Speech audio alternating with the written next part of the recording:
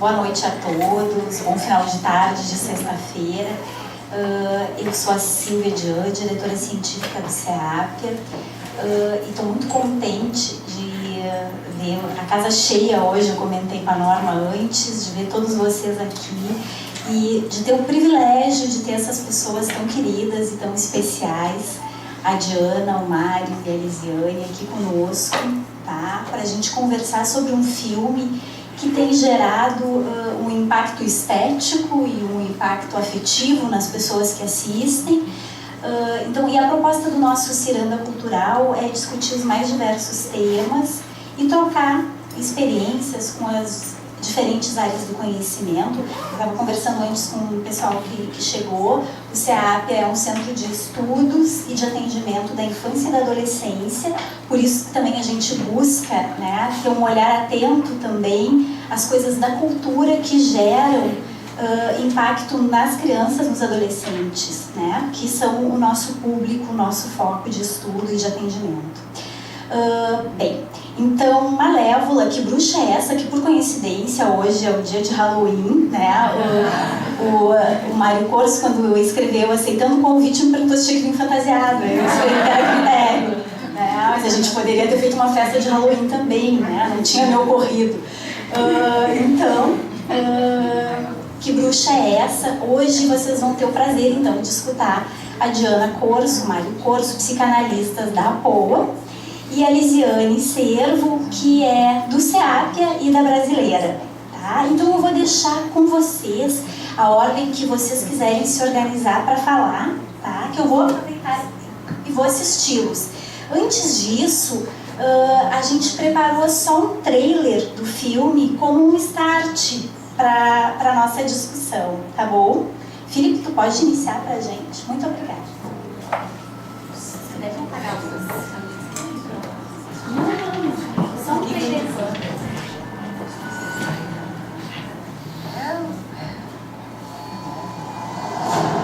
I shall bestow a gift on the child. Before the sun sets on her 16th birthday, she will fall into a sleep like death.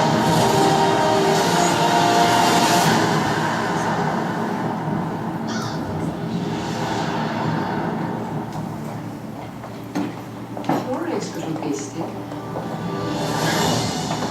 Print. I know you're there. Don't be afraid. I'm not afraid. Then come out. Then you'll be afraid.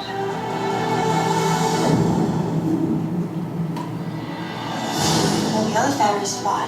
Why don't you? I had wings once. They were strong, but they were stolen from me. There is evil in this world. Hatred and revenge.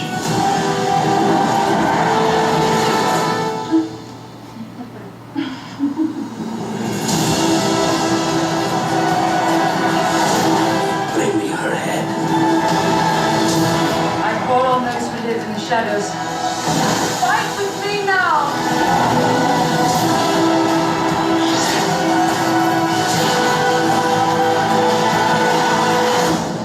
Is it true? Are you Maleficent?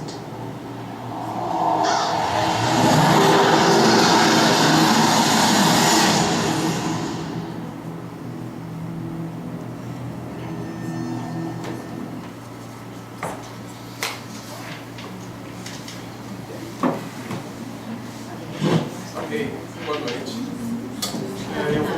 Oi? Aliás, precisa? Vocês estão gravando? Precisa. Ok. Ah, melhorou? Ok.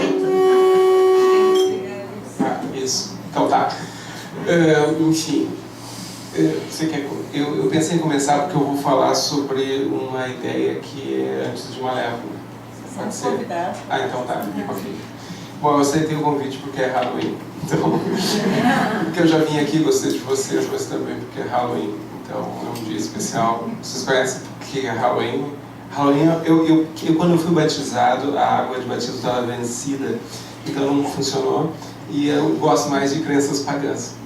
No paganismo antigo, o mundo, o tempo era dividido em duas grandes partes, né? Inverno e verão. Quer dizer, não exatamente era mais, mas... então, vocês têm que entender o Halloween como um dia simetricamente oposto ao 1º de abril, né? Que é um outro dia de brincadeira. 1º de abril é um dia alegre, festivo, cheio de brincadeira, porque ele abria o verão, lá em cima, né? A época da vida, quando tudo brotava e dava vida. Halloween, ao contrário, começa o inverno, começa a morte, porque o nosso inverno é de brincadeira, o inverno europeu é um inverno que realmente muita coisa morre, as plantas morrem, desaparecem. É uma época de dificuldade mesmo, onde fica associada ao frio e à morte. Então, Halloween é o dia que se começa a época dos mortos, a época morta da Terra. Então tem esse simbolismo interessante. Mas tem coisas agregadas, porque para os celtas tinha um dia que se abria um portal entre os mundos dos mortos, e era por essa época também. Quando os mortos vivos podiam se comunicar, e era perto de Halloween. Então são crenças associadas, então, que, bom, rituais pagãos que me interessam, eu gosto deles. Mas vamos ao Malévola. Quer dizer, eu vou começar por uma outra ponta. Eu juro para vocês que tem a ver com Malévola. Vocês vão achar que eu fumei alguma coisa. É verdade, mas faz mais de 30 anos, os efeitos devem ter cessado. Então, não é isso. É que eu quero articular uma coisa de fundo, que eu acredito, uma hipótese nossa, que dá o tom de Malévola. E é bem interessante para pensar um neofeminismo em nossa época. Então, se preparem para uma coisa que parece que não tem nada a ver. Mas eu quero contar da obra de um autor alemão, mas vou pegar primeiro o que ele interpretou, que isso dá uma série de interpretações e cria uma mitologia do lado do matriarcado, que é bem importante para nós entendermos isso. Vocês conhecem, talvez, a trágica história de Orestes. Orestes era um sujeito que não devia nada a Édipo, ele sofreu tanto quanto. Era um herói com muitos problemas. Os problemas dele começam com a Guerra de Troia. O pai dele era o comandante-chefe do exército helênico que vai combater em Troia. Tem um probleminha antes da guerra. Quando eles estão saindo para a guerra, o vento não leva as velas, não tem jeito de... Uma calmaria tremenda, a expedição não pode partir. Eles perguntam para um oráculo o que a gente faz, e o oráculo daquelas coisas assim, não, é simples, é só sacrificar a filha do chefe da expedição, que tudo, né? Aquele impasse, aquele enorme exército esperando só isso para partir, e Agamenon sacrifica Ifigênia para que saísse.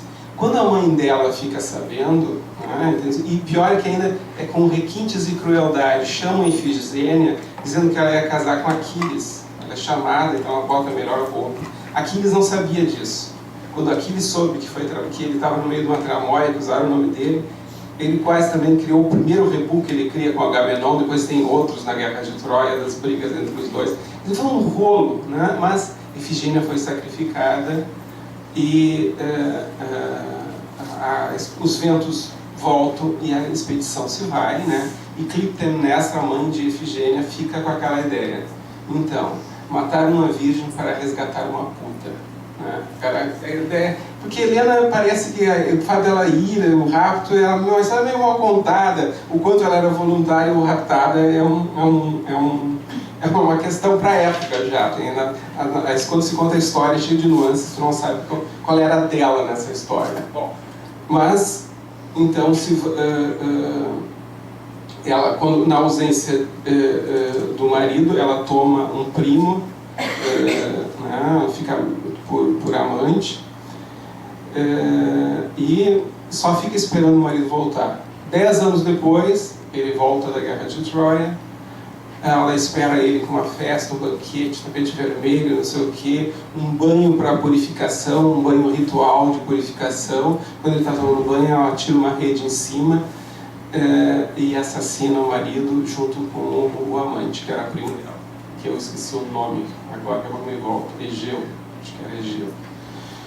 Bom, quando Orestes, filho dele, que era um rapazote, não foi para a guerra porque ele era um menino quando o pai parte, 10 anos depois ele era um adolescente, quando ele vê isso, né, ele se dá conta que mudou as regras, né, no palácio e que ele corre risco de vida porque, enfim, né, ele seria o sucessor. Quem disse que o padrasto dele ia deixar que ele fosse o sucessor, não é filho dele.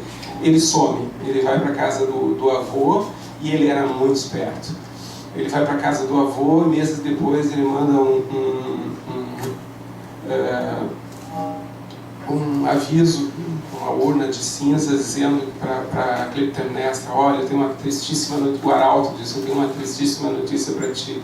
O Orestes caiu, estava numa corrida de quadriga, caiu, né, e morreu, é lamentável, e ela e eu, mas, bom, nos tiraram um problema da vida, né? Só quem sabia da trampa era a irmã de Orestes, que era Electra, né? Electra é essa que fica do lado do pai nessa história, né? Por isso que tem alguns momentos na história da psicanálise que quiseram chamar de complexo de Electra quando se referia à menina. A gente vai ver por quê, porque essa é uma menina que fica do lado do pai nessa guerra que se cria dentro da família, né? Enfim, então, no anonimato, Orestes pode fazer o que ele tinha que fazer, vingar o pai, certo? Então, ele volta com toda a calma para o palácio quando ele se sentiu forte, né? E mata o padrasto e a mãe, certo? Bom, e aí que começa o drama. Por quê? Porque para um grego, você não pode derramar o sangue do próprio sangue. Se você derramar o sangue do teu sangue, tu vai trair as Erinhas, certo? As deusas da vingança, que vão te enlouquecer. Tu não pode de jeito nenhum. Quando Agamenon é morto, ele não tem problema porque ele é marido, ele não tem o sangue. Quando Efigênia é morta, ela foi morta a pedido de um oráculo, então não tem problema, entende? Não se trata de um assassinato, se trata de um sacrifício, é diferente, certo? Mas se cria uma rodada de vinganças onde que fica... Bom, o que acontece? Então Orestes fica torturado a gente ia dizer torturado pela culpa, mas é torturado pelas fúrias, né? E ele vai procurar refúgio em Atenas. Erinhas e fúrias são nomes gregos ou latinos, é a mesma coisa. Enfim, ele vai buscar refúgio em Atenas, uma cidade grande na época, né? E vai pedir...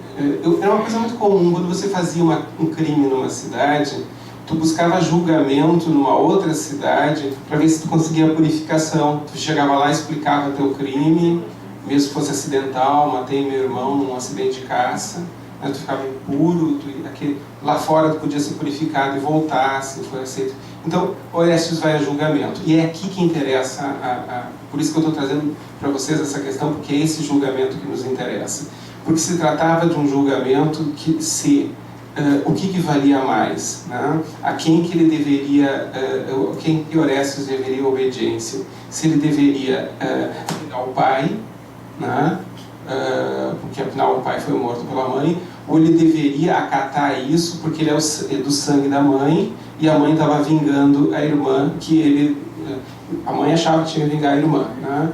Então, a qual ele deveria, o julgamento era esse. Quem que é mais importante? O matricídio, nesse caso, que é um crime de lesa, né? O crime por excelência na antiguidade grega, com esse mito a gente começa a entender, era o crime de linhagem matrilinear, entende? O sangue do sangue era o sangue que vinha da mãe, não o sangue que vinha do pai. Tinha uma questão de legislação sobre isso. E esse é um mito sobre essa legislação. E quando vence no julgamento, vence, Orestes é libertado, né, das fúrias, né, as fúrias têm que acatar o julgamento, quem preside o julgamento é Atena ou Minerva, né, por isso voto de Minerva, porque como deu um empate na cidade, os juízes da cidade eram 6 e 6, deu um empate. Então o voto de quem preside o julgamento era o voto de Atenas, que não tinha mãe, ela nasceu direto de Zeus, lembra? Ela nunca teve mãe, ela disse, bom, nunca tive mãe, né? Então é um pouco parcial, mas ela disse, eu não tive mãe, eu não acho que faça falta, blá blá blá, e dá a vitória ao patriarcado, né? Então no século XIX, Bachofen, né, escreveu um livro pegando esse mito, o mito de Orestes, e criando toda uma teoria de que em algum momento na história houve uma virada onde onde se instaura o patriarcado e as leis do pai, a maior importância dos homens, e se recalca as mulheres e as deusas mulheres. Entende? E tem uma série de coisas que nos fazem pensar isso. Demeter, que é a deusa da fertilidade, que era uma deusa super importante, cai para o segundo escalão, time de série B, assim, do campeonato dos deuses, né? Então, tem vários deuses da fertilidade, geralmente mulheres, não ficam no Olimpo exatamente, até pode ficar, mas tem menos força que outros deuses. Certo? Então, tem toda uma ideia muito interessante que ninguém chegou ao fundo do que realmente aconteceu ali. Não existe nenhuma teoria histórica que consiga corroborar a ideia de que houve realmente... São só induções através de mitos, porque tu não tem documentos da época, né? O que tem, sim, é muito forte, que tu vê que tem vários momentos que tu vê uma forte ideologia de constituição do poder paterno, da força aos homens e de recalcar tudo que fosse poder das mulheres, todos que fossem deusas. Então, é bem interessante estudar isso aí. Mas por que isso nos interessa? Nos interessa por uma razão. Porque isso, além de ser uma indagação, tem gente que não toma isso como uma indagação histórica e uma coisa em aberto, toma como uma verdade, né? Tem livros de algumas feministas que tomam isso como realmente houve um matriarcado, e aí cria uma idealização que no tempo do matriarcado as coisas eram diferentes.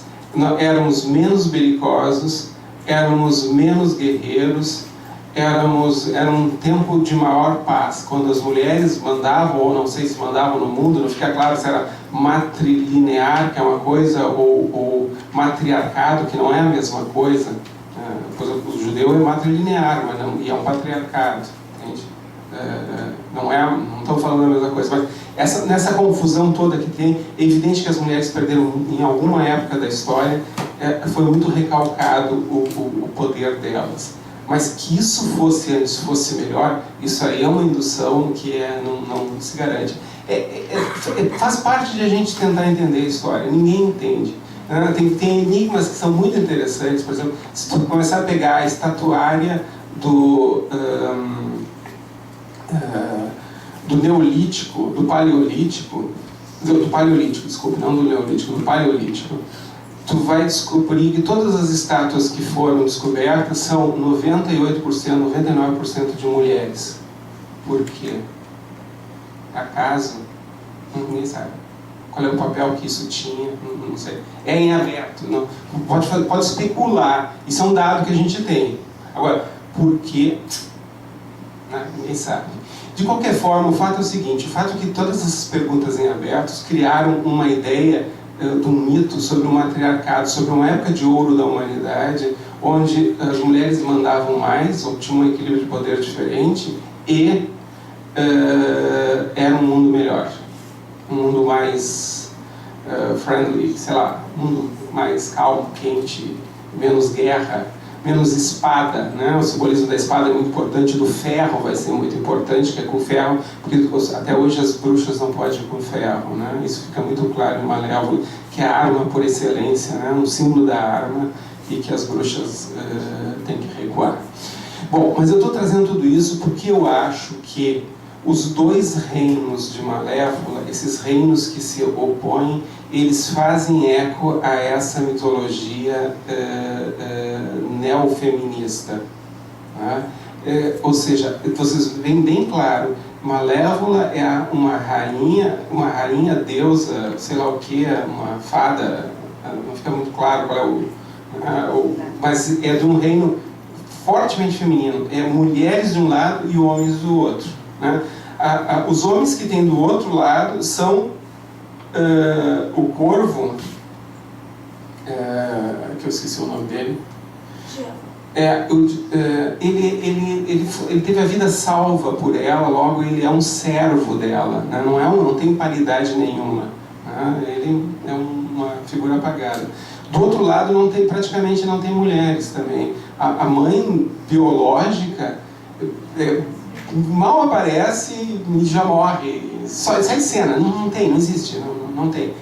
São homens guerreiros e o Império do Ferro de um lado, e a natureza, as mulheres e a não belicidade em um lugar paradisíaco do outro, né? Então, homens de um lado, mulheres do outro, guerra dos sexos e enfim, uma posição interessante, né? Uma posição que é interessante que hoje, no mundo de hoje, a gente construa ideias tão negativas dos homens, né? Não acho que a gente vale tanta coisa, mas não é para tanta chinelagem que a gente leva, não é menos, né? Menos. Que a gente, como se fosse do gênero masculino toda a tragédia da humanidade, né? Tem livros feministas que acreditam piamente nisso, né? Então, é bem... bom, chega de mitologia e de coisa, eu estava só enquadrando, tentando enquadrar o fundo. Vamos ver se a Diana pega mais os detalhes da...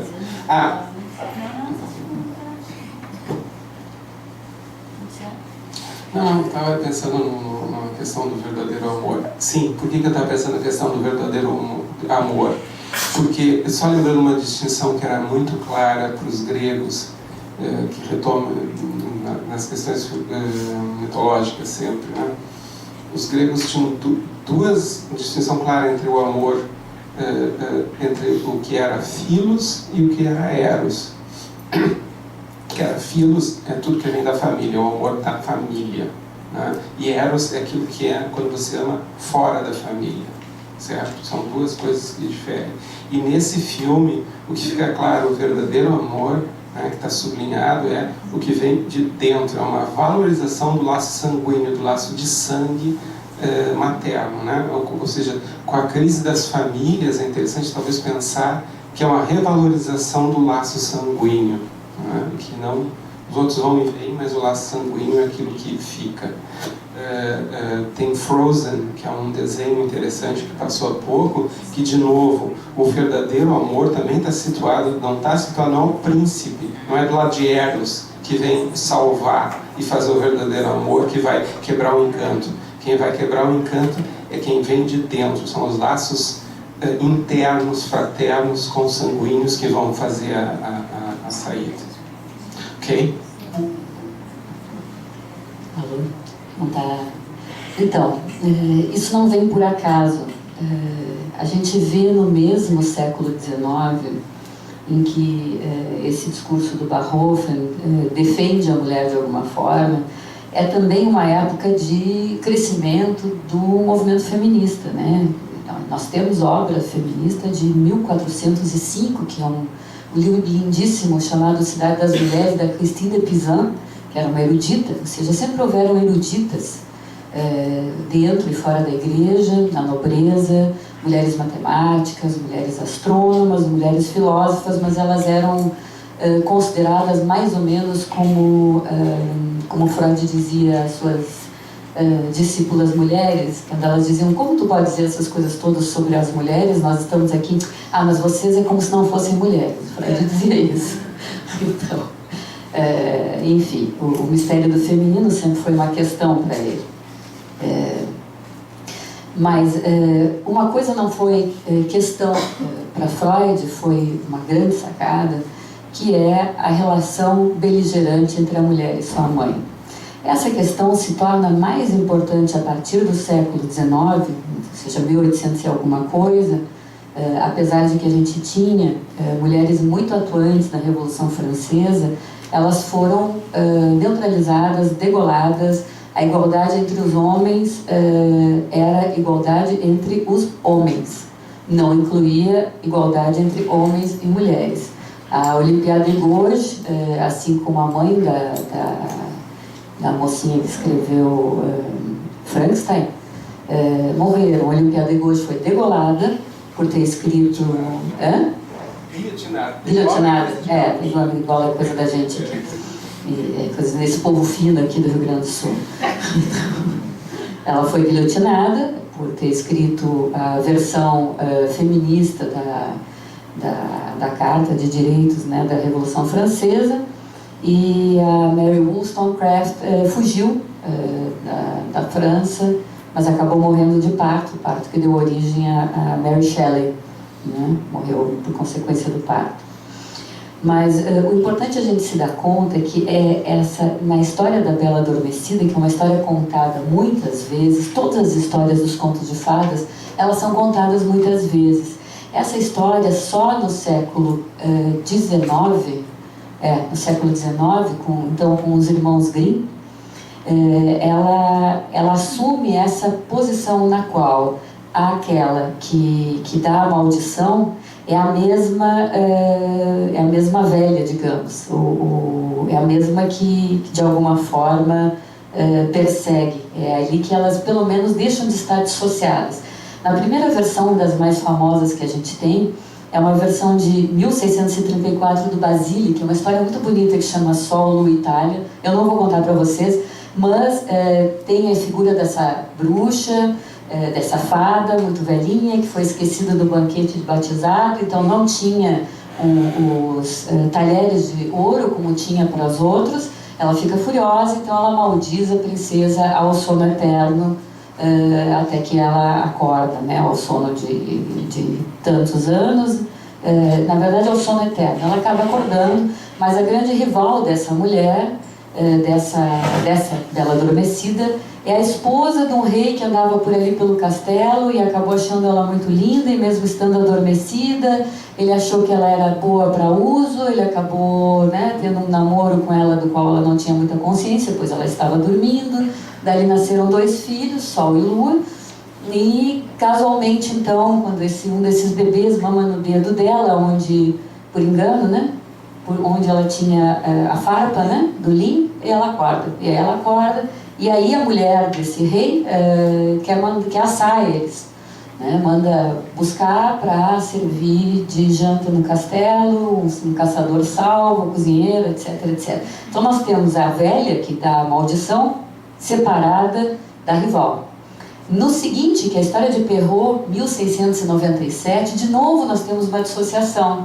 Nós temos um sono eterno de 100 anos, que é a bruxa que condena e tal, também porque não tinha pratinho de ouro para ela é uma velha, então já aparece a figura da velhice da mulher velha como uma mulher rancorosa, né, que se vinga de sair então essa coisa da rivalidade está dada, mas não há um enfrentamento muito claro, né, nenhuma relação clara dessa bruxa com a princesa. Após 100 anos, os pinheiros se abrem, etc, etc, e aí o príncipe entra, né? Porque quando chega a hora da mulher, né, os pinheiros se abrem e quem quiser pode penetrar à vontade, né? Mas enfim, tem que se esperar a hora certa, né, para o príncipe entrar. Então tem alguma coisa do tempo da mulher, que é uma coisa muito bonita nessa história, mas é só isso. A maldição da velha, né, chateada de se estar fora do mercado, e a jovem, né, adormecida, amaldiçoada por ela, que se abre no momento certo.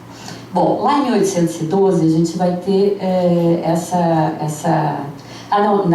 no Perrault, eu me esqueci de dizer que tem ainda a oposição separada. A mãe do príncipe que entra é uma ogra, né? E ela não quer perder o controle do filho, e quando o filho vai para a guerra, ela acha uma boa ideia comer, porque ogros comem gente, comer a nora e os netinhos. Então ela manda buscar o nora e os netinhos para comer. Então nós temos a velha da maldição separada da rival. A partir de Grimm, isso começa a se juntar, século XIX. E isso vai se juntar definitivamente em 1959, que é quando realmente a Revolução Feminina se consolida, com Disney, né? É Disney que transforma esta bruxa na mesma rival que trata de impedir o casamento, o beijo, etc., desta virgem, né, que é a mais passiva de todas as princesas, né? Mas é um sono passivo que essas princesas têm meio estranho, né, porque elas estão lá coradas, né? Todo mundo sempre está escrito que elas dormem com as cores da vida, né? Tanto que elas são muito beijáveis, né? E todas elas. Mas em 1959, o Disney faz essas duas coisas. Primeiro, vai trabalhar na rivalidade atual entre digamos, a mãe e esta, digamos, resgatando de alguma forma a madrasta de Branca de Neve, que já tinha essa posição, mas não na Bela Adormecida, ou seja, a figura da maldição não era a mesma figura da rival. A figura da rival, ela vinha depois, ela vinha por uma mulher já na maturidade. Aqui, nós temos uma figura da maldição, ou seja, algo que acontece lá na infância, e aqui em Malévola fica muito claro a posição de mãe dessa bruxa, que em Disney ainda fica meio recalcado. Aqui fica claríssimo, né, que aquela que pare, ou aquela que é a fada madrinha, aquela que zela é a mesma que amaldiçoa, a mesma que se opõe, né? Então, digamos, Disney vem trazendo essa metáfora cada vez mais para o quente, né?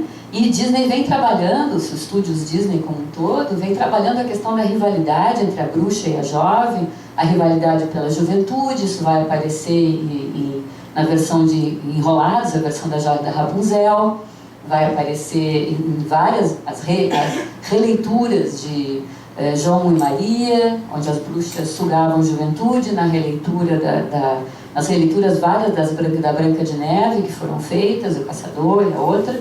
Todas as vezes há uma rivalidade materna aonde se disputa a juventude.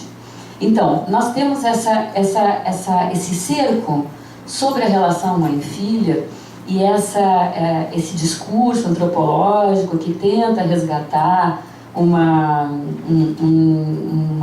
valor, uma legitimidade para o legado das mulheres entre si, que é exatamente o que a gente vê aqui em Malévola, né, aonde elas se livram do velho conflito, o conflito que tinha a madrasta de Branca de Neve com a sua enteada, ou seja, mãe e filha, brigando pelo pai, pelo espelho, pelo caçador, pelo príncipe, por todo mundo, né? E a gente tem esse conflito já muito claro. E aqui, ao mesmo tempo, uma contrapartida, porque você sabe que, como na neurose, nada tem um só lado, tudo tem duas moedas. Então nós temos a rivalidade muito clara e a valorização do legado feminino por outro lado. O preço dessa valorização do legado feminino é isso que o Mário questionava, né? Tirar os homens do jogo, né? Nessas histórias, isso acontece em Valente também, onde a relação mãe-filha é a grande paixão, né? E vai acontecer também em Frozen, onde a relação entre irmãs é a grande paixão. Em todos eles, este é o amor verdadeiro. Os homens são brutais, mal educados, ridículos, idiotas, no caso, corruptos, gananciosos, belicosos, servis, ou, na melhor das hipóteses, são uma boa praça, né? Um cara bacana, né? Que a gente aceitaria para amigo, assim, né? Tanto que nessas histórias todas, nenhuma termina numa história de amor. Nem na Branca de Neve do Caçador, nem em Frozen, nem nessa história. Em nenhuma delas, ninguém termina feliz para sempre, né? O que termina bem é a relação das mulheres entre elas e principalmente as relações familiares de respeito entre mãe e filha, irmã mais velha e irmã mais moça. Todas essas relações de respeito e hierarquia entre as mulheres que se romperam quando a única coisa que estava presente entre elas era a rivalidade.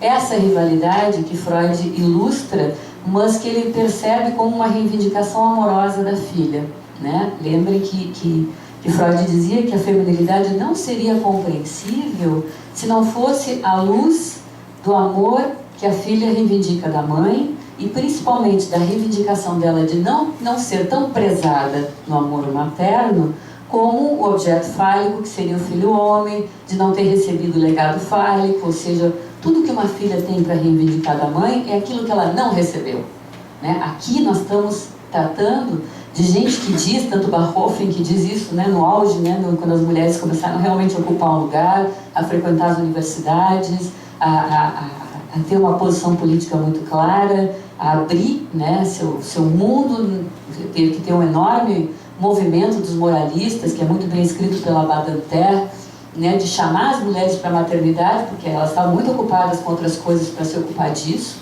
E então houve um grande chamamento, dizendo isso é uma grande função civil, vocês precisam amamentar, as crianças estão morrendo, etc. Né? Então houve uma luta, porque as mulheres estavam realmente muito ocupadas em ocupar o seu lugar no mundo, saindo do gineceu, saindo da vida privada. Então nesse momento também, né, há um começo de várias conjugações dessa relação mãe-filha, tanto a rivalidade, quanto a valorização do legado feminino, quanto o abandono das mulheres daquilo que é a identidade feminina, em que nenhuma de nós sabe exatamente o que fazer com isso ainda hoje, né? Ainda é um mistério, e é por isso, porque ainda é um mistério, que a gente precisa desses filmes, né, onde o legado materno é a grande questão, e é por isso que o mito de origem da Malévola, esta bruxa, esta rival, que na verdade é a que tem uma herança para oferecer para a filha, torna-se tão importante, porque essa é a grande questão de nós como filhas, das nossas filhas, que é a questão do que nós mulheres legamos de valor umas para as outras, né? Se afinal tudo que uma mãe aparentemente teria para oferecer à sua filha é a queda fálica e a rivalidade, né, pelo homem. Então isso passa a ser um valor, porque ninguém pode se construir somente a partir de valores negativos, né? E a psicanálise oferece poucas soluções para esse problema, né? Poucas questões. Eu tenho pensado muito, escrevi agora um ensaiozinho, está dentro de um livro de crônicas que eu escrevi, que é sobre as mulheres de Virginia Woolf, né? A Maria Rita Kell tem uma posição muito interessante. Eu já vou ser breve, já voltando, acabando. É muita coisa. Onde ela diz que essa pergunta do Freud, né, afinal, o que querem as mulheres, é uma pergunta capciosa. Né? Ela chama atenção porque, se o problema fosse o que querem as mulheres, bastava encontrar o objeto perfeito, elas estariam satisfeitas. Porque o grande problema é a insatisfação feminina. Do que fala a insatisfação feminina? A insatisfação feminina é um discurso de inquietude, é um discurso de incompletude, na verdade é um discurso pleno de ressentimento, porque quando a gente não sabe do que a gente se angustia, a gente, né, faz aqui exatamente como diz a nossa bruxa aqui, a Malévola, né? Ela diz, eu estava cega de ódio e vingança, você roubou, ela está falando para essa filha, né, para essa adotada, né? Você roubou que é a filha, você roubou o que restava do meu coração, e agora eu te perdi. Que quando ela não consegue acordar essa filha, ela chora e a beija, né, com pesar, e ela acorda desse beijo, né? Então você sabe, vocês viram o filme, eu espero, que o beijo que acorda a princesa é o beijo da mãe, né? É o seu verdadeiro amor, sendo que um príncipe todo bonitinho, apaixonadinho, tinha tentado beijar antes e óbvio não rolou, porque esse amor não é legal.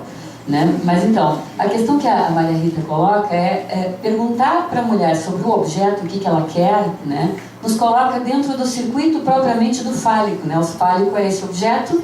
Então, a grande inquietude do homem, por que tudo que eu dou para ela não quer, ela está sempre ressentida, né? Está sempre reclamando, está sempre, né, querendo ter uma DR, está sempre choramingando, está sempre... Né? Por quê? Então, se a gente encontrasse o objeto perfeito, quem sabe ela se amansava, né? E a Maria Rita deixa aí, né? Por que a pergunta é o que a mulher quer? O que me ocorre é que uma das questões é o que a mulher pensa, né? Porque o pensamento feminino, como o nosso pensamento tem que lidar com o real no sentido lacaniano, daquilo que é inefável, a maternidade, as regras, os ciclos do corpo, tudo que diz respeito ao corpo, a materialidade do corpo, tudo que diz respeito à morte, tudo que diz respeito àquilo que é inexplicável, e a vida e a morte são o que há de mais inexplicável, não tem um registro simbólico claro. Freud era muito claro que nós não temos um registro simbólico da morte. E, na verdade, nós também não temos um registro claro e simbólico da vida. Né? Não existe coisa mais... Filme de horror maior do que filme de parto. Né? Para mim, não precisa, né? Carrie é estranha, enfim, com todo aquele sangue, pode ser. mas não me tragam iluminado, né? Mostra um parto, né? E eu não sei, tá muito bonito, é lindo, eu tive 2 partos normais, fiquei muito emocionada, mas eu não vou querer passar o filme desse troço para ninguém, nem muito menos para minhas filhas. Imagina o sinistro que é pensar que a gente saiu de dentro da vagina desta senhora, né? Minha mãe. Coisa horrível. Então, talvez essa seja uma das razões da epidemia de cesáreas, né? Porque ninguém sair de dentro da vagina de ninguém. Mas isso é da ordem do real. E essas coisas que são da ordem do real marcam o pensamento feminino. E é isso que é indecifrável, é isso que nos cala relativo a dizer às nossas filhas, e é isso que cala as nossas mães. Porque há algo do feminino que não é transmissível. E que, de alguma forma, quando a gente se coloca dentro do registro fálico, que nós temos uma herança guerreira, que nós temos um jeito de uma tomada no mundo, nós somos mais pacíficas, Virginia Woolf acreditava muito nisso, mas de que as mulheres deviam militar pela paz, deviam ensinar os homens e não valorizar seus uniformes, não deviam fazer seus filhos homens pequenos guerreiros, que esse era o caminho da paz. Mas a Virginia colocou na mão na vida dessas personagens a quem ela narrou, esse vazio que as mulheres enfrentam, e esse vazio na relação entre mães e filhas. E é esse vazio que hoje recebe mitos para ser, de alguma forma, sanado e preenchido, e Malévola está aí para isso, numa nova revoada mitológica de azeitar, né, a relação de mães e filhas, para que a gente sinta que tem também um legado mundano, um legado, vamos chamar em termos clássicos psicanalíticos, fálico ao nosso modo, para transmitir de mães para filhos, né? Deu? Bom, é um prazer escutar a Diana e o Mário, foram meus contemporâneos na URGS, nos reencontramos depois de muitos anos. Temos um problema, porque eles falaram coisas tão interessantes e eu fico em dúvida se sigo um pouco por eles ou eu tinha preparado o material, e alguns pontos que eu pensei se sobrepõem perfeitamente aos deles, né? Então eu vou trazer alguma coisa que eu tinha pensado antes, pular algumas outras para não ficar repetitivo, né? Eu também tinha começado com um percorrido da história original da Bela Adormecida, as primeiras versões, a versão da Disney de 59, que povoou a minha infância, a infância das minhas filhas, né? Nessa primeira versão, a Malévola era cruel, fazia jus ao seu nome, né? Talvez porque estava lembrando tempos de URGS, quando nós estudávamos, foi lançado o primeiro livro do Bruno Bettelheim sobre psicanálise dos contos de fadas, em que ele tentava ver significados, enfim, para os medos e fantasias infantis, e aquilo na época era algo muito fascinante, né? Cheio de simbolismos, né?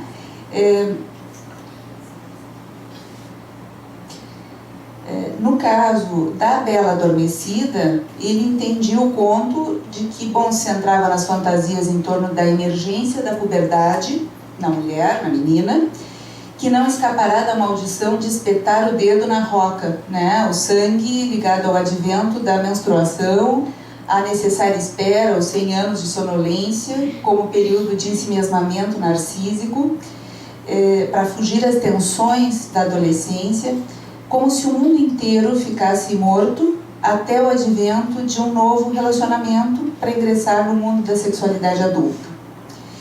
Então, já no filmezinho é o relacionamento com o outro que nos protege do perigo de deixar nossa vida adormecida. Só que na época o amor romântico é o que romperia a praga do narcisismo e despertaria a feminilidade adulta. Bom, a abordagem do Bruno Bettelheim ainda é considerada um marco importante na compreensão psicanalítica dos contos, uma referência histórica que a gente precisa conhecer, mas hoje já podemos fazer uma leitura crítica com uma menor idealização e incluindo os tantos avanços culturais, né? A Diana e o Mário fizeram uma revisão importante nos 2 livros deles, né? O Psicanálise da Terra do Nunca e Fadas no Divã, né? Bom, hoje em dia é de Bruxas no Divã, né? E muitos psicanalistas atualmente relativizam um pouco essa forma de abordar do Bruno Bettelheim, embora destaquem a importância da obra dele, de examinar os contos clássicos, enfim, não estão de acordo de que nos contos haja uma representação tão completa das fantasias infantis, né? O Antonino Ferro, por exemplo, diz que os significados do conto têm que ser preenchidos por cada criança conforme as suas necessidades emocionais. Tem uma proposta de simbolização, mas que pode ser usada de forma diferente para cada criança. Como ocorre nos sonhos, né? Quer dizer, um pouco assim, tem alguns símbolos, mas muito para decifrarmos, entendermos os sonhos, depende de quem narra o sonho e de quem escuta o sonho, né? Então, para Ferro, os contos de fada revelam uma trama interna muito menos saturada de significados do que propunha o Bruno Bettelheim. Desse filme, A Malévola, ele acompanha, eu acho que aí vai um pouco o que a Diana trazia, uma tendência que a gente tem percebido no cinema, nos filmes de animação, nos filmes infantis, de recontar os contos de fada clássicos, subvertendo certa ordem e convidando a repensar valores. Se a gente comparar os heróis e vilões dos clássicos, né, eles, as heroínas, as princesas, as fadas, elas eram perfeitinhas, lindas, doces, e os vilões eram só do mal, eles eram muito terríveis, né? Sempre o desfecho recaía num príncipe salvador que podia retirar a princesa do sono, do perigo, da tragédia, né? De lá para cá tem havido uma tendência à humanização. Há uma tentativa de romper uma lógica maniqueísta, buscando complexizar os personagens que passam a ter conflitos, ambivalências. Hoje nem todo monstro é do mal, como a gente viu no Monstros S.A., né? Eles compreendem que melhor do que obter energia dos gritos assustados das crianças é obter energia dos risos das crianças. Então tem uma tentativa de revigorar a anterior fórmula, né? A desconstrução de ideais estéticos, né? O Shrek, que ganhou a simpatia de todos, né? Conquistou a princesa, que também era um ogro, né? Então os sapos já não se transformam em príncipes, há um convite a aceitar o lado sapo de cada um. As princesas já não são perfeitas e algumas delas passam a debochar dos valores antissacralizados. Esses filmes, né, recentes, Valente, Enrolados, vão por essa via, né? E aquilo que a Diana trazia, né, que há um certo deboche do amor encantado, à primeira vista, idealizado como salvação universal, e em troca, como no Frozen, há uma valorização daquele amor com continuidade, com cuidados, o amor como, acho que a matriz é o amor materno, né?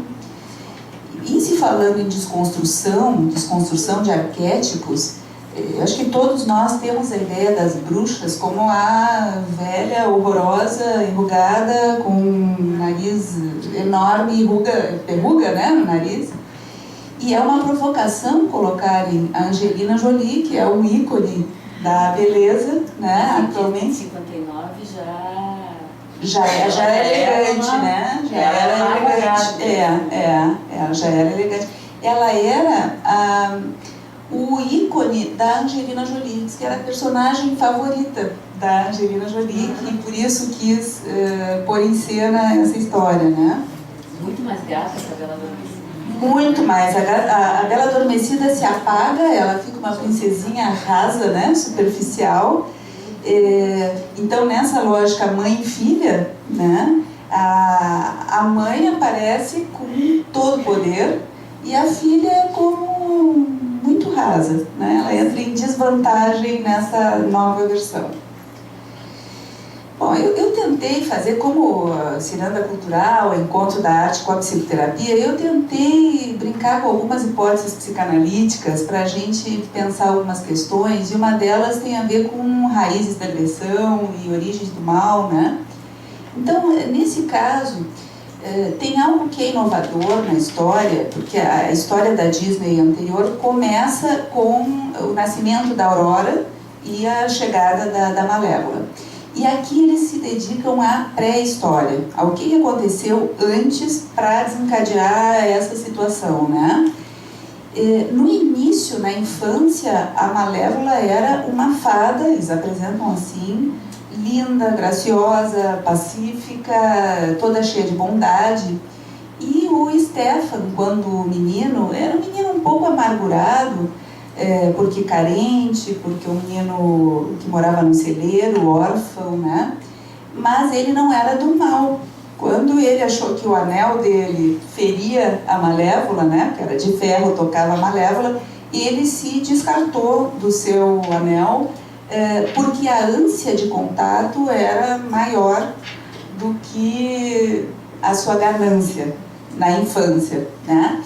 Então, a apresentação dessa infância não é uma infância, vamos dizer assim, em que aparece um ódio primordial, um sadismo primário dessas crianças que já vêm do mal.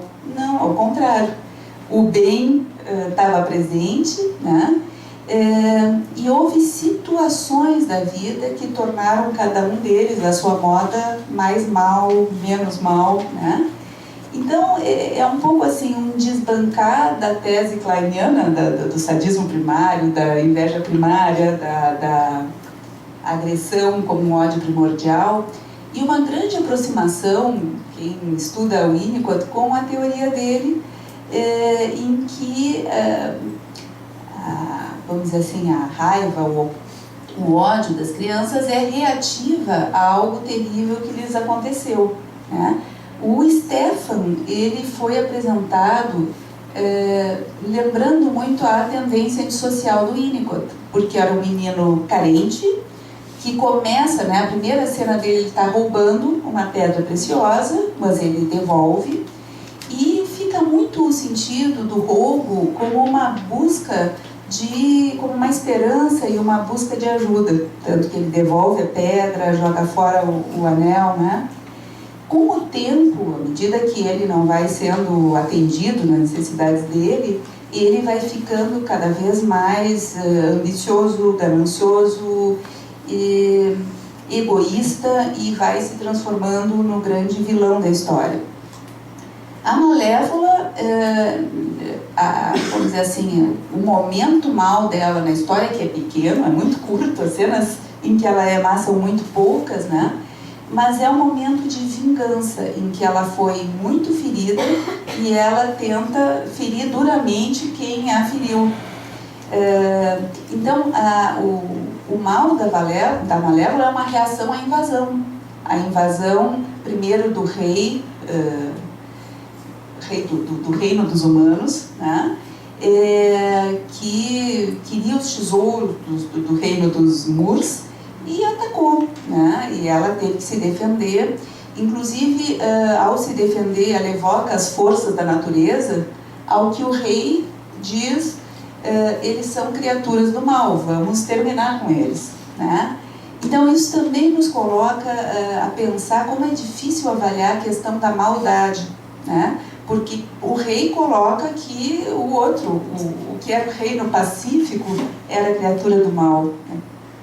Quer dizer, como a questão da maldade, ela vai depender muito da nossa ótica, da nossa lente, da nossa subjetividade, da religião, do contexto histórico, do tempo, do lugar, né? Recentemente a gente viveu aqui nas eleições uma divisão em que quem era de um lado achava que o outro era do mal e vice-versa, e houve um embate muito, muito impressionante. Mas, de qualquer forma, então, apesar da tentativa de romper com o maniqueísmo, o que a gente encontra na Malévola no fim é novamente um dualismo entre forças de bem e do mal. Com todo esse aspecto que a Diana e o Mário colocaram em termos do feminino e do negativo, e o masculino, né? O feminino fica do bem, porque a Malévola consegue resgatar sua capacidade de amar através do cuidado da menina, e o masculino fica do mal pela incapacidade de ter empatia, né? Vocês lembram que o rei não podia ficar junto quando a esposa estava morrendo, sequer se alegrou ao ver sua filha de volta depois de tanto tempo, né? Ele foi ficando cada vez mais dissimulado, né? Ele enlouquece, ele vai ficando paranoico cada vez mais, né? Ele fica obcecado, ele só tinha uma coisa na vida, só enxergava a vingança. Só a vingança, né? Como o rei, ele recebeu o legado, né? O rei pede para ele, antes de morrer, ele entrega o...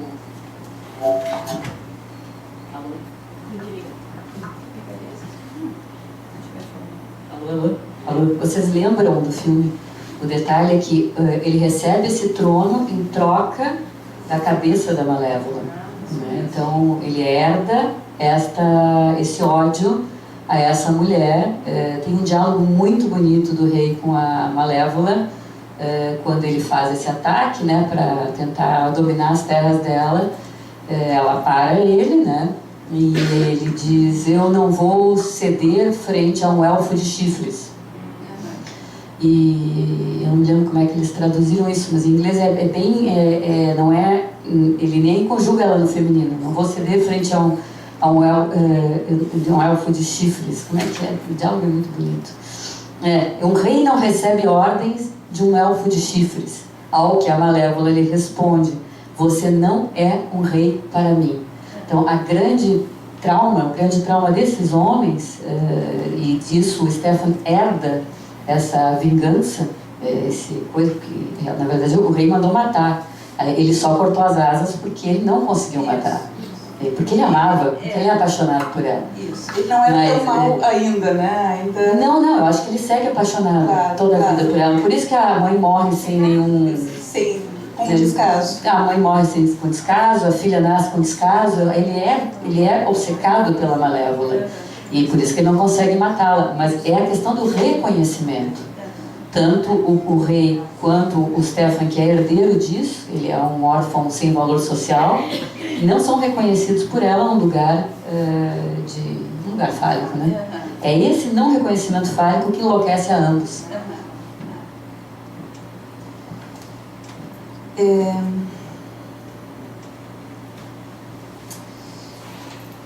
Bom, falávamos do quanto é difícil escapar do dualismo, seja nos filmes, seja na psicanálise, que a gente está o tempo todo às voltas com discussões, pulsão de vida, pulsão de morte, posição esquizoparanoide, posição depressiva, né? E é difícil construir um pensamento mais complexo, mais espectral, né?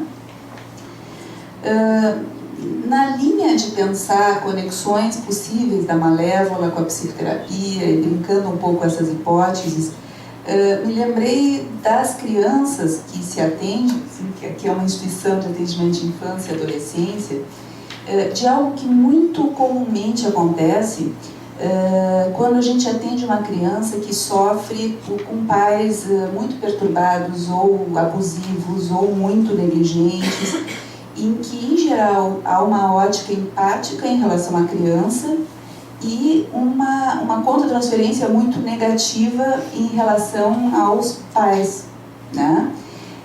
Que se transformam em vilões na ótica do terapeuta, e o terapeuta passa a ser como a fada madrinha que magicamente tem que salvar, resgatar aquela criança dos pais maus.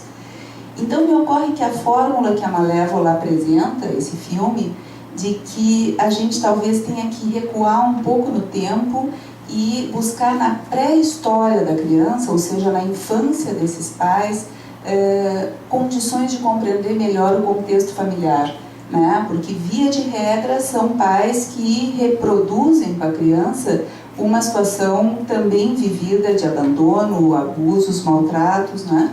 Então essa seria uma forma de a gente ter um olhar menos demonizador em relação aos pais e menos idealizado em relação a nós mesmos, né? Para finalizar, assim, achei que, claro que a Malévola tinha toda uma questão de função materna expressa e o valor da função materna, e que também podemos fazer uma metáfora com a função terapêutica, porque a Malévola tinha uma capacidade de acompanhar, às vezes de longe, às vezes de perto. Ela decidia quando ela tinha que só observar, quando ela precisava interferir, né? Então, nesse sentido, a experiência terapêutica é restauradora aos que sofrem a privação de cuidados parentais, sendo por vezes inaugural em termos de uma atenção estável e não retaliativa, bem como do despertar dos afetos e da narratividade. Mas a gente também pode pensar que a Aurora teve uma função terapêutica com a Malévola, que a Aurora nutriu a Malévola com a sua graça, com a sua vitalidade, que foi sendo desarmado o desamor e a ferida narcísica sofrida, né? Sem falar no final que a Aurora liberta do aprisionamento as asas da Malévola, restituindo-lhe o poder e a liberdade. E esse é um ponto importante, né? Por que alguém com os poderes da Malévola, que podia restituir um galho, podia transformar um corvo num dragão, não podia restituir as próprias asas, né? E me parece que a grande mensagem é que a gente só pode se constituir ou se reconstituir a partir do amor do outro, né? E isso é a base de tudo que é constituinte. Amor que pode ser amor materno, amor paterno, por isso tem uma ampliação, não é só o amor romântico, e inclusive amor terapêutico, amor analítico, né, nessas nossas experiências de cuidado. Tal como no filme em que a Aurora ajuda, é terapêutica com a Malévola, nós muitas vezes nos sentimos, no nosso exercício de função terapêutica, muito ajudados pelos nossos pacientes. Eles nos dão asas, a nossa imaginação, né? Atenção flutuante, associação livre, eles dão asas ao nosso trabalho. A gente até observa, às vezes, colegas que sofreram uma situação de infortúnio e que revelam que só conseguiram voltar a se sentir melhor depois que voltaram a trabalhar e a cuidar dos outros. É uma função reparadora para os dois lados, para a dupla, né? Mas era isso.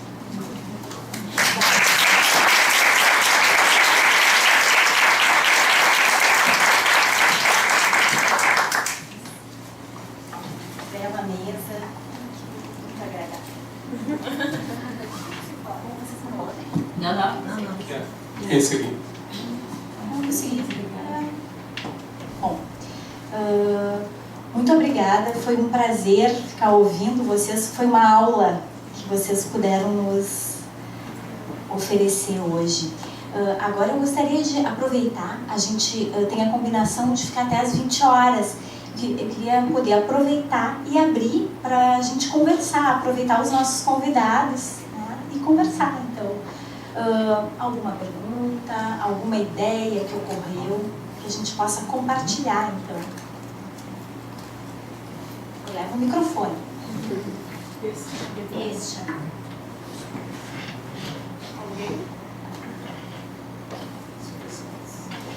Alma, se vocês não perguntarem, eu vou perguntar A para vocês. Nora vai abrir aqui o debate. Mas se tu quiseres perguntar... Não, sabe o que ficou faltando, que a gente não analisou? As três patetas. Faltou isso, uma boa ideia sobre por que aquelas são três mães atrapalhadas, elas não têm nenhuma vocação materna, não sabem nada do feminino, elas estão só interessadas na rivalidade entre elas. São crianças, tu acha que são crianças? Na verdade, o que elas colocam elas não sabem fazer nada sem magia. Isso fica muito claro em Disney. Disney que abre justamente esse lugar. Então, tem a mãe morta, a mãe que cria, que não sabe nada do feminino para legar, e a verdadeira mãe, que é essa grande rival, essa bela mulher, que é a bruxa, né? Essas mães trapalhonas que ficam se peixando uma com a outra, que nem os três patetas, são incapazes de cozinhar, são incapazes de cuidar, são incapazes de todas as coisas que as mulheres sempre souberam fazer. Elas não são mulheres, elas são mulheres que não cresceram como para ser mulheres. E que na verdade é uma coisa que nos acontece. A gente jogou fora a água do banho com o bebê junto, e hoje nós mal sabemos limpar o nosso próprio traseiro. Nós não sabemos cozinhar, nós não sabemos limpar, nós não sabemos costurar um botão. Então, eu escrevi um texto chamado Armarinho, porque se a gente quer comprar uma linha de agulha, é uma dificuldade. Tu tem que ir numa loja de patchwork. Porque se for um hobby, uma arte, pode ser. Agora, pregar um botão, fazer uma bainha, isso é coisa, né, de empregada doméstica, de costureirinha, de mulheres desvalorizadas. Então, o serviço doméstico, ou todos os saberes das mulheres, o bordado, a cozinha, ou são hobbies, muitas vezes trazidos pelos homens para o território da arte, e as mulheres entram em segundo lugar, que é a alta costura, os chefes, né? Ou são coisas de gente desvalorizada, né? Nós realmente não somos que nem essas fadas hoje em dia. Não, é mais porque achei importante o Mário resgatar o trio das fadas de quem se esperaria cuidado, e que se não fosse o cuidado do que parecia ser o lado sinistro da história, né, a menina teria morrido, porque eram não só atrapalhadas, elas eram negligentes, teria morrido de fome no primeiro dia e teria caído no penhasco, né? E tem uma das cenas que eu achei as mais lindas do filme, é uma cena que ela bebê morrendo de fome e as patetas não atinavam de alcançar o alimento, e o corvo alcança uma flor, um copo de leite, e aí ela se nutre e aí ela sobrevive, né? Pela Malévola. Guiado pela Malévola.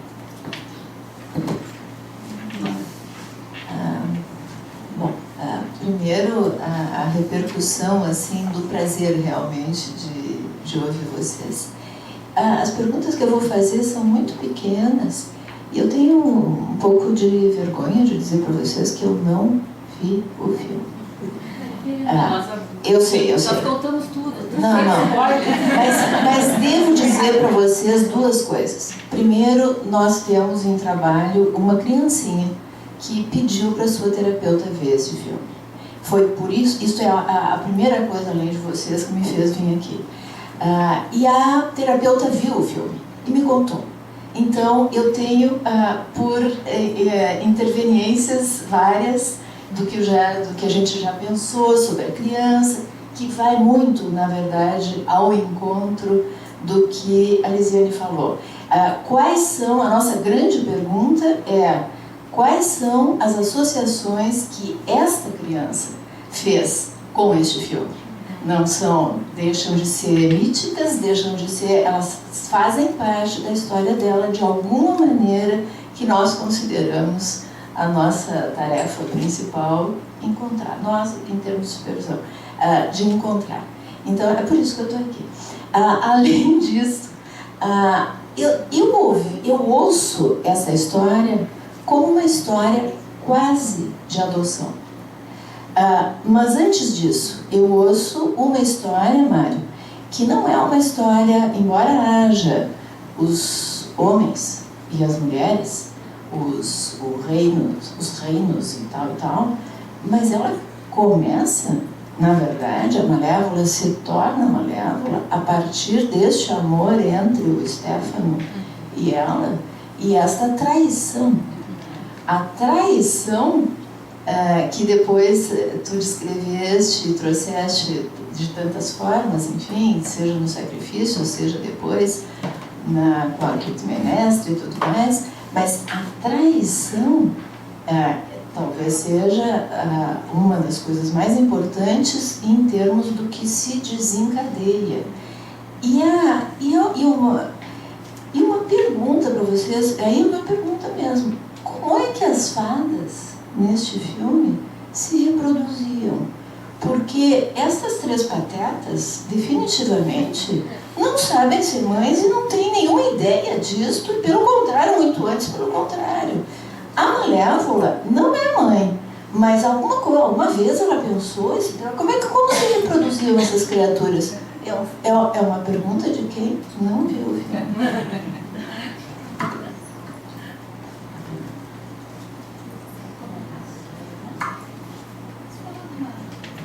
Não, o que chama atenção é que ambos são órfãos, tanto o Stefan quanto a fadinha, a Malévola na infância, né?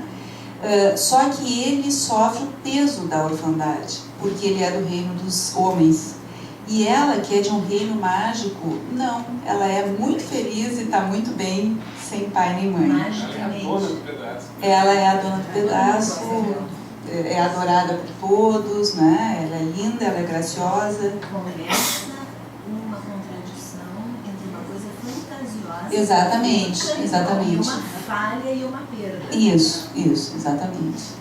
E tem um pouco o contraste, porque o reino dos Moors era quase o princípio do prazer, era tudo maravilhoso, todos se davam muito bem, enfim, pacíficos, e o reino dos homens, nesse princípio da realidade, é descrito com tintas realmente assim, que a belicosidade predomina, a ganância, né?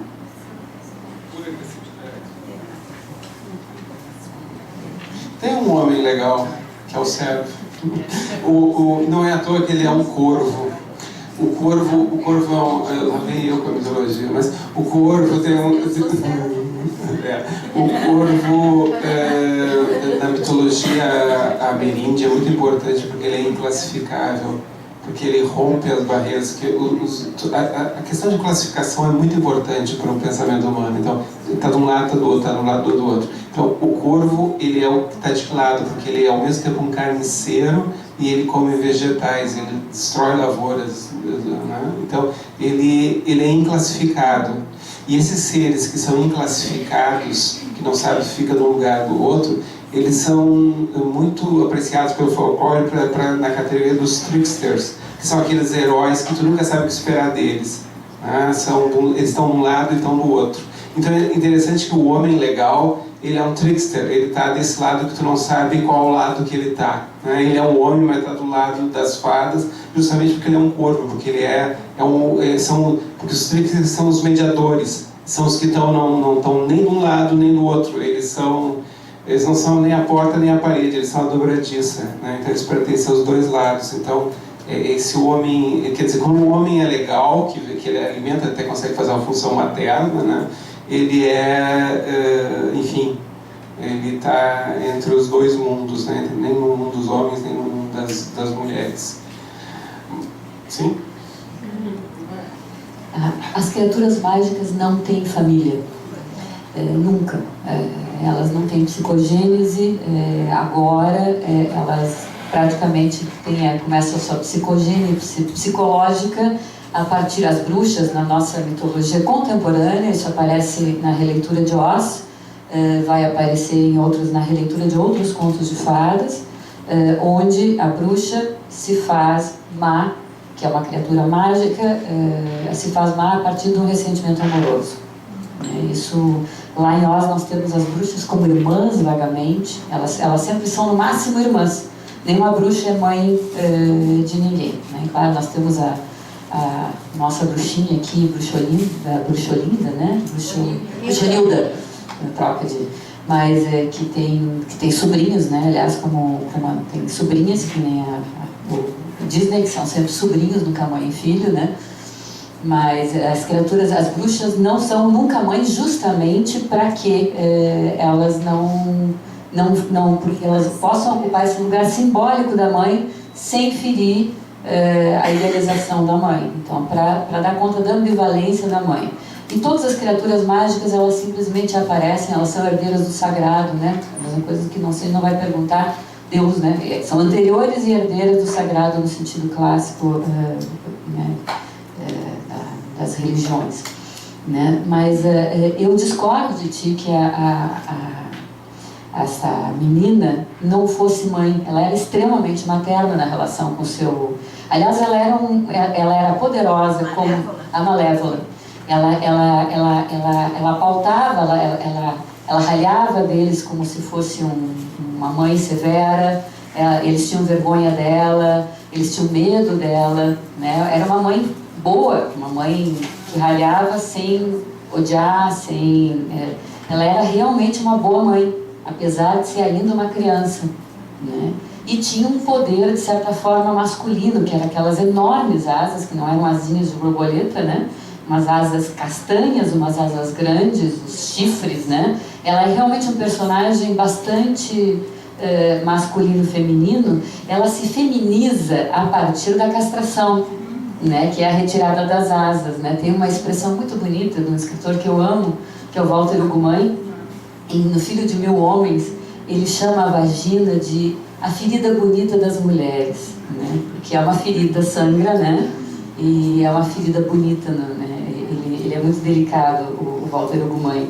Então, a partir do momento que fizeram nela uma ferida bonita, né? Digamos, que coincide, então, sempre aos 16 anos, ela dá o beijo, e depois, né, vem essa castração pelo mesmo que deu o beijo, ela faz digamos, o malefício, o feitiço, né, de que aos 16 anos a menina vai cair em sono eterno, vai morrer. Então ela morre antes de cair nessa tentação a partir do qual ela se sentirá castrada, né? Ou seja, é o amor de novo, como dizem Oz, como dizem todas essas histórias, que castra as mulheres de alguma forma, né? E aqui, só para a gente não achar que nós estamos sendo muito novinhos, eu vou ler um parágrafo da Christine de Pizantes, da Cidade das Mulheres, de 1405, que ela diz assim, sobre as armadilhas do amor, né? Fujam da enlouquecida paixão, lembrai-vos como os homens vos têm por frágeis, frívolas, facilmente manejáveis, e na caça amorosa estendem armadilhas para prender-vos em suas redes como animais selvagens. 1405, gente. Alguém mais? Silvia Norma. Perdão, só uma pequena observação. Eu não disse que ela não era mãe, eu disse que ela era mãe adotiva. Ah, ok. E isso é bastante importante, até porque a gente trabalha com adoção e temos utilizado aquela história toda que o Scliar traz, que a mãe verdadeira é quem cuida. Mas, e não aquela história do rei Salomão, divide pela metade, quem é que preserva, quem é que não e tal. Então, o que eu quis dizer foi justamente essa valorização deste amor verdadeiro, e é interessante porque, neste caso, não é de sangue, é de feminino, mas não é de sangue. Aliás, ela acessa o feminino a partir da castração e a partir do exercício materno, né? A partir desse cuidado materno. A Diana estava lembrando a história da maldição e, claro, tem um aspecto de compulsão à repetição também, porque ela se apaixonou e ganhou o primeiro beijo aos 16 e depois foi traída, e a maldição é que a Aurora viveria bem até os 16 e a partir daí acabaria a vida para ela, né? E o psicanalista da história é o Corvo, né? Que quem dá uma interpretada nela, né, que ela diz, o amor, ela diz, né, em algum momento, o amor, eu lancei essa praga do beijo do verdadeiro amor, porque o verdadeiro amor não existe. Aí o Corvo olha para ela e diz assim, não é porque tu fracassou que ela vai fracassar. Ou seja, para ti não rolou. Dá uma ganhada.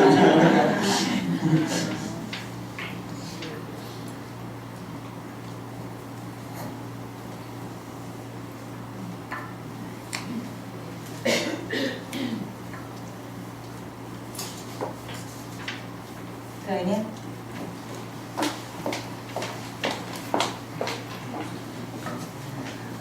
Bom, queria agradecer e cumprimentar também, foi super bom ouvir ideias diferentes e fazer a gente pensar. Eu também não vi o filme, mas hoje eu pedi um resuminho do filme para acompanhar.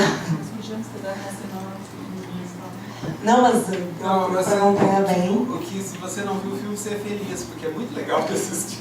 Eu vou assistir. Estou aqui acompanhada. já me contou um pouquinho também, já me incentivou.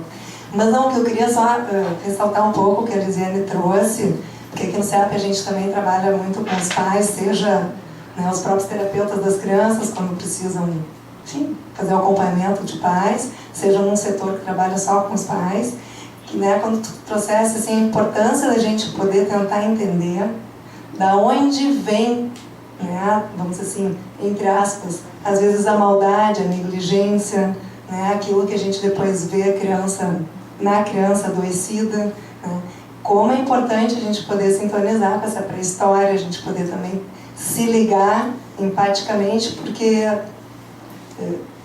na maioria das vezes, não em todas, né, não há uma maldade pura que vem lá, né, nasceu assim, não tem conserto, né?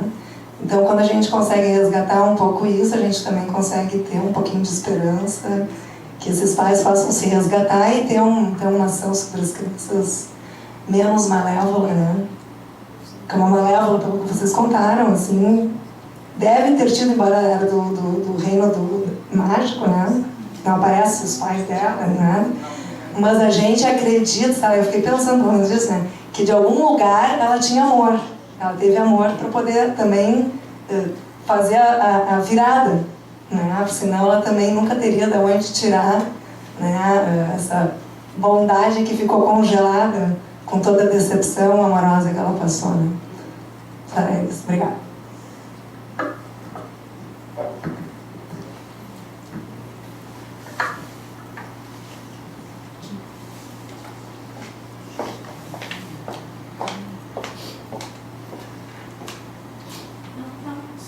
Eu achei que tu era.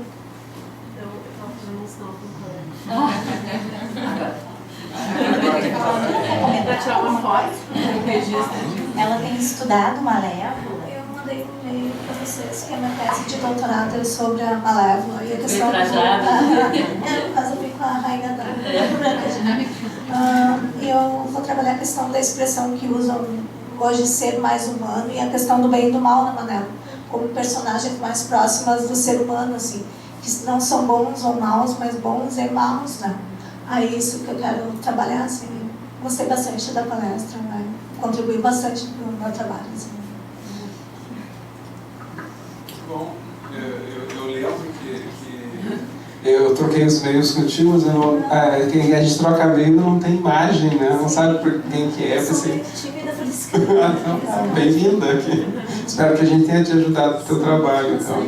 Porque para embaralhar o que é bem e o que é mal, essas últimas ficções são excelentes, assim, porque elas fazem, desde Shrek, é um liquidificador de noções que a gente não sabe depois como remontar.